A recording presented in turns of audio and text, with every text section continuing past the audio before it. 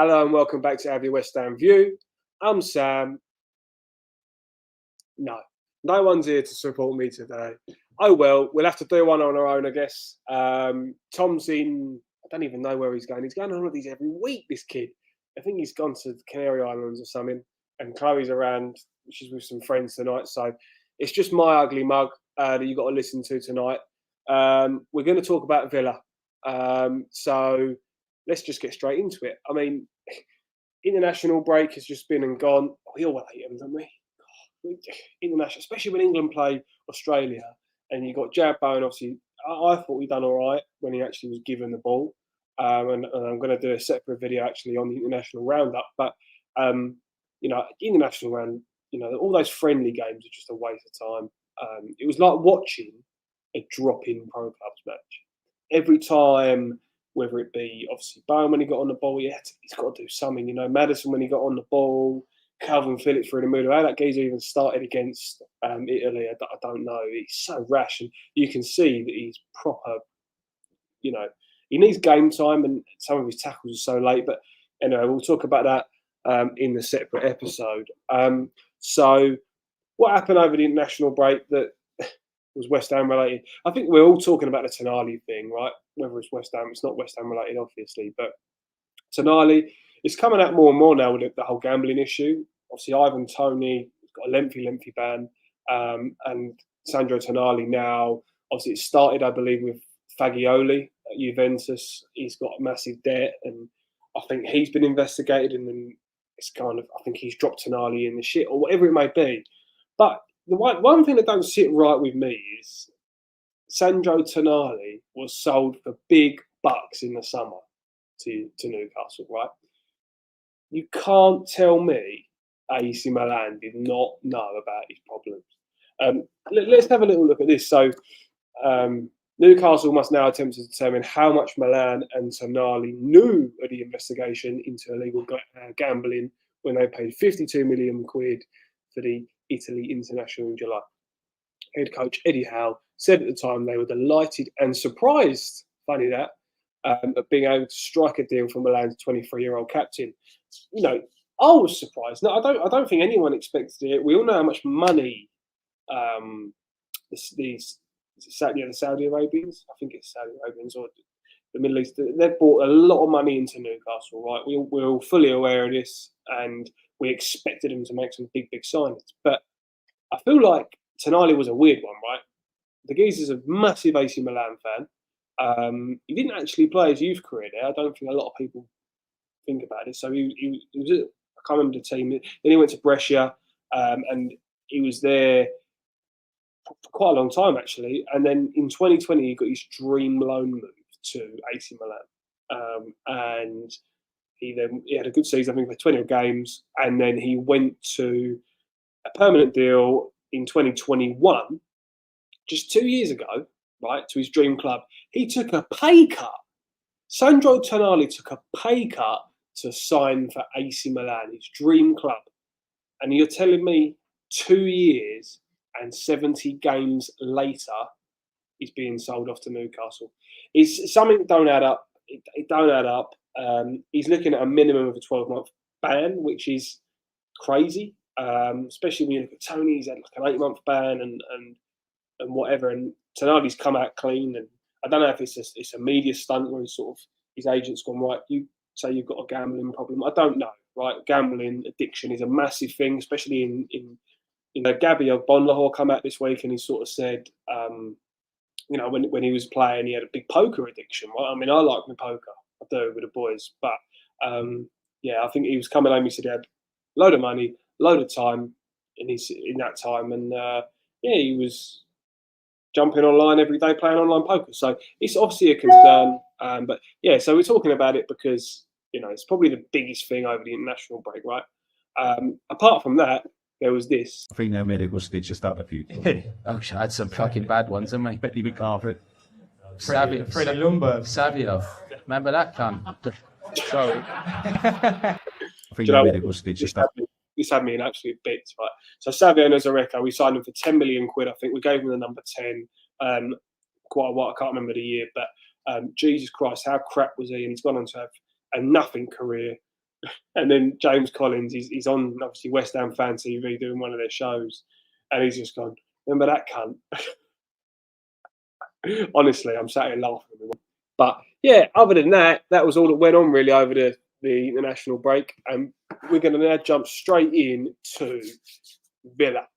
Villa away Sunday. I've got a ticket. I'm 50-50 on whether I'm going to go at the moment due to other commitments, but hopefully I'm going to be there. That'll be 2 years on a bounce. Tom was there 2 years on a bounce over the last 2 years. And I was there last year when we beat Villa. Pablo Fornals with an absolute wonder strike. It was a bit of a dead game, really. We were pretty poor. And Fornals hit a shot from the edge of the box, took a deflection, it's gone over and hit the crossbar and in from memory. But all in all, we've got a really good record against Aston Villa, home and away. I think that is, and if you just look, no, that's the wrong way. That one there. West Ham were unbeaten in the last 10 Premier League games against Aston Villa. 1-6, drew 4. And the last time we lost was a 1-0 defeat in May 2015. This is our best run. Apart from against Fulham, we beat them 12 times in a row in 2002, 2009. And then Derby County, we beat them 11 games in a row between 98 and 2008. So, so a very good run. Looking to obviously extend this on the weekend.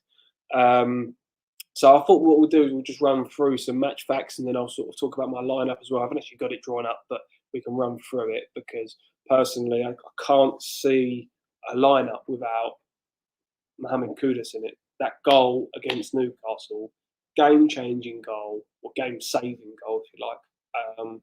The boys got to start. Soucek scored again in the international break, but I just feel like we need to drop Soucek, in my personal opinion, and get Kudus in the team. So we'll run through some of these stats. West Ham have both scored and conceded in 9 of their last 10 Premier League games, with the exception being a 2-0 win over Sheffield United in September. Both scored and conceded. Wow. Both teams have scored. Seems like a banker. We've also scored first in 7 of our 8 Premier League matches this season, the most of any side. I don't remember the game. What was the game this season that we didn't score? It was the Liverpool game. Salah scored the penalty. You know, I don't remember that because my fucking stream wasn't working.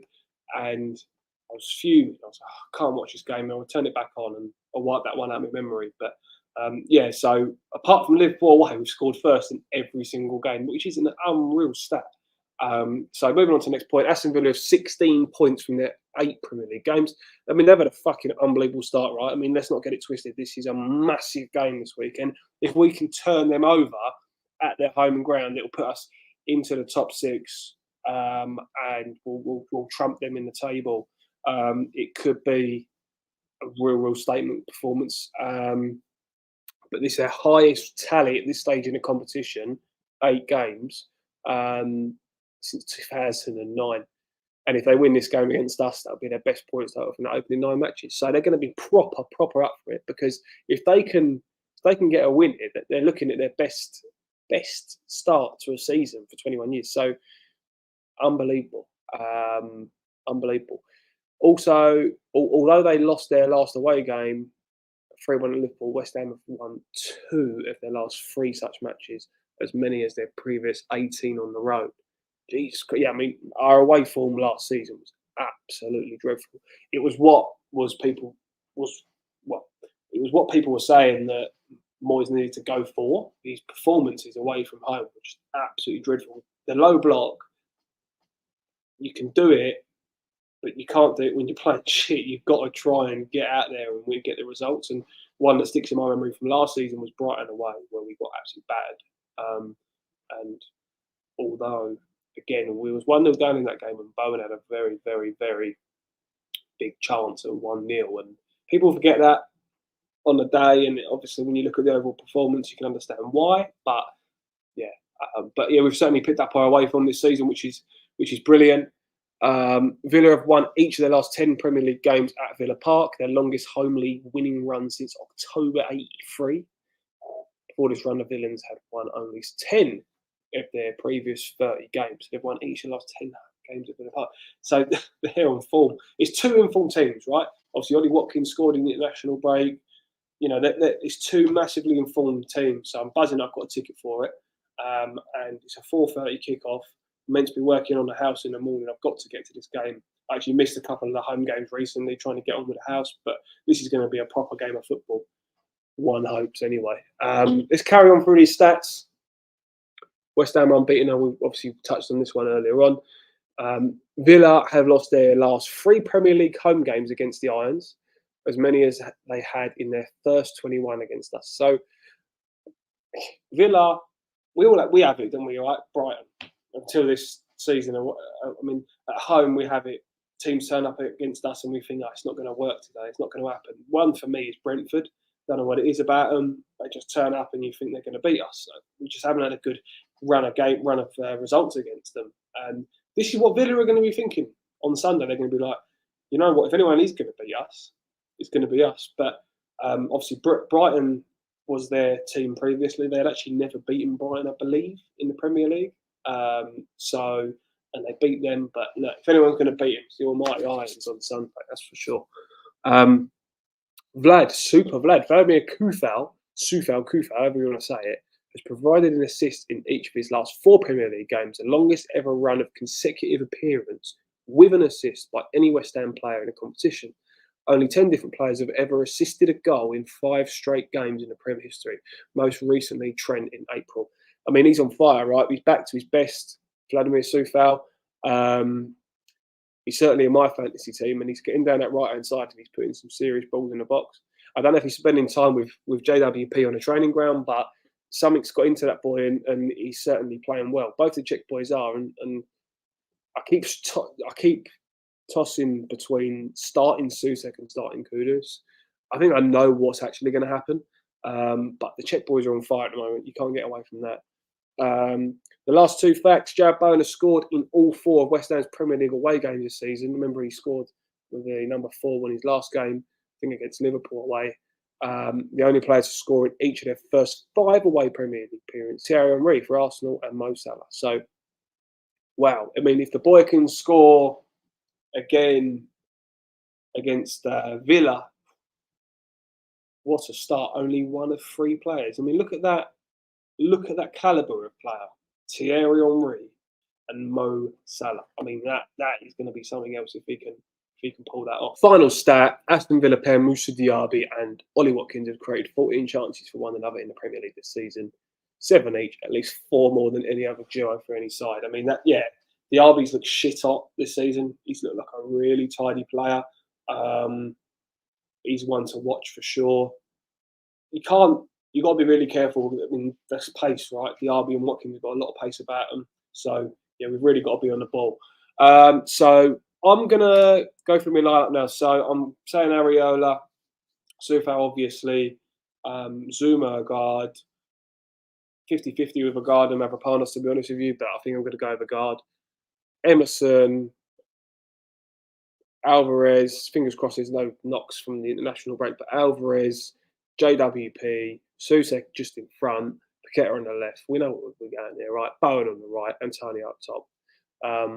And then let's not be shy. You know, if the game's not going our way, get Saeed on, get Kudus on.